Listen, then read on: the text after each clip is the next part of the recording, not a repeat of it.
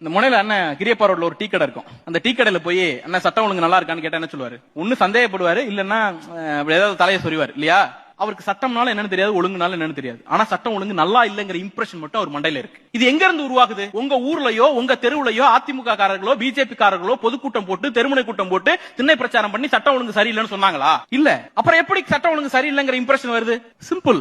அந்த ஐடியாவை சமூகத்தில் விதைக்கக்கூடிய இடமாக சமூக ஊடகங்களும் இருக்கிறது. இப்ப நாம அதை எப்படி பஸ் பண்றது? ஒரு சின்ன டேட்டா மைனிங் தான்.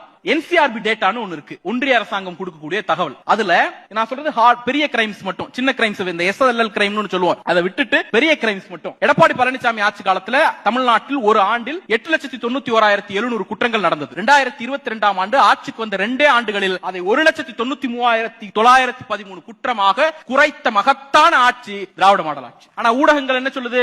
சட்டம் ஒழுங்கு. இதை பஸ் பண்றதுக்கு நமக்கு என்ன தேவை? இந்த ஒரே ஒரு ஸ்லைடு போதும். இதை நீங்க மீமா போடலாம், செய்தியா போடலாம், ரீலா போடலாம். உங்க இன்ஸ்டாகிராம்ல ரீல் போட்டீங்கன்னா ஒரு 1000 பேர் பார்த்தா போறோம். அட்லீஸ்ட் அவன் நம்பணும்னு அவசியம் இல்ல, அவனுக்கு ஒரு குழப்ப மனநிலை வந்துட்டாலே போதும், அவங்க தேட ஆரம்பிச்சிடுவாங்க. என்னால் இது பெரியார் மண், மக்கள் தேடுவதற்கு எப்போதும் தயாராக இருக்கு. அடுத்து இது ஒரு பாப்புலர் நரேட்டிவ், திமுகவுக்கு எதிரான நரேட்டிவ்ஸ் எப்படி எல்லாம் கன்ஸ்ட்ரக்ட் பண்றாங்கன்னு. சென்னைக்கு ரயில்வே அமைச்சர் அஸ்வினி வைஷ்ணவ் வராரு. அவர்கிட்ட போய் மைக்க நீட்டுறாங்க. மைக்க நீட்டி, ஐயா இந்த தூத்துக்குடி ப்ராஜெக்ட் என்னாச்சு அப்படின்னு கேக்குறாங்க. அவர் என்ன பண்றாரு? அது தமிழ்நாடு அரசு வேணான்னு சொல்லிடுச்சு அப்படின்றாரு. உடனே தினமலர் என்ன போடுறாங்க? தமிழ்நாடு அரசு வேண்டாம் என்று சொல்லிவிட்டது வளர்ச்சிக்கு எதிரான திமுக அரசு அப்படின்னு 8 கால நியூஸ் ஹெட்லைன். அதை நம்ம அறிவுஜீவி ஒருத்தர் எடுத்து, யாரு ஒரு தற்குறிக்கு அப்பா அவர் எடுத்து, தமிழகத்தின் வளர்ச்சிக்கு உதவ மத்திய அரசு தயாராக இருக்கிறது, மெட்ரோவுக்கு காசு வாங்குறதுக்கு நாங்க பட்டப்பாடு தலைவருக்கு தான் தெரியும், பக்கத்துல இருந்து பார்த்த ராஜானுக்கு தான் தெரியும் இல்ல. அவர் அவங்க வளர்ச்சிக்கு உதவுறாங்களாம், நம்ம அதை தடுக்கிறோமா அப்படின்னு போடுறாரு. அந்த கோமாளி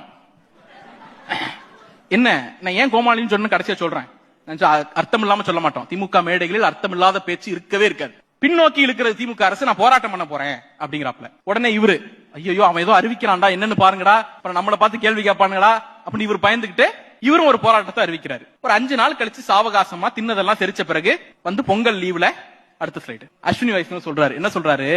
ஐயா அவன் தூத்துக்குடின்னு சொன்னது என் காதுல தனுஷ்கோடின்னு விழுந்துருச்சு, அதனால தனுஷ்கோடியை தான் அவங்க வேணான்னாங்க. டியூ டு என்விரான்மெண்டல் கண்டிஷன், இயற்கை காரணமாக தனுஷ்கோடி திட்டம் வேண்டாம் என்று சொன்னோமே தவிர தூத்துக்குடி திட்டத்தை வேண்டாம் என்று நான் சொல்லவே இல்லை. அவர் ஒரு பொய்ய சொல்றார், அந்த உண்மையை 5 நாள் கழிச்சு சொல்றாரு. இடைப்பட்ட 5 நாள்ல ஊடகங்கள், சமூக ஊடகங்கள், அரசியல் கட்சிகள் எல்லாம் திமுகவுக்கு எதிராக பரதநாட்டியம் ஆடுறான்.